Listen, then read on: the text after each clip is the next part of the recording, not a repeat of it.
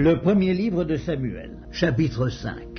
Les Philistins prirent l'arche de Dieu et ils la transportèrent d'Ébenézer à Asdod.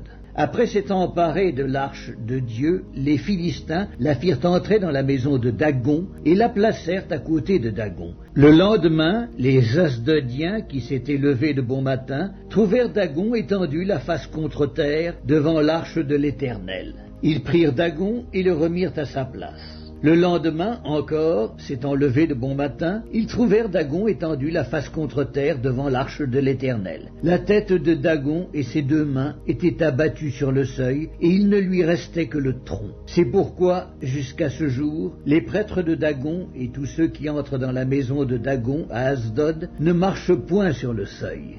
La main de l'Éternel s'appesantit sur les Asdodiens, et il mit la désolation parmi eux. Il les frappa d'hémorroïdes à Asdod et dans son territoire. Voyant qu'il en était ainsi, les gens d'Asdod dirent « L'arche du Dieu d'Israël ne restera pas chez nous, car il appesantit sa main sur nous et sur Dagon, notre Dieu. » Et ils firent chercher et assemblèrent auprès d'eux tous les princes des Philistins, et ils dirent « Que ferons-nous de l'arche du Dieu d'Israël » Les princes répondirent « Que l'on transporte à Gath l'arche du Dieu d'Israël » et l'on y transporta l'arche du Dieu d'Israël. Mais après qu'elle eut été transportée, la main de l'Éternel fut sur la ville, et il y eut une très grande consternation.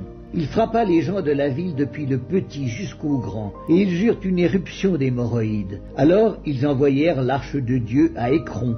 Lorsque l'arche de Dieu entra dans Écron, les Écroniens poussèrent des cris en disant « On a transporté chez nous l'arche du Dieu d'Israël pour nous faire mourir, nous et notre peuple. » Et ils firent chercher et assemblèrent tous les princes des Philistins, et ils dirent « Renvoyez l'arche du Dieu d'Israël, qu'elle retourne en son lieu, et qu'elle ne nous fasse pas mourir, nous et notre peuple. » Car il y avait dans toute la ville une terreur mortelle. La main de Dieu s'y appesantissait fortement. Les gens qui ne mouraient pas étaient frappés d'hémorroïdes, et les cris de la ville montaient jusqu'au ciel.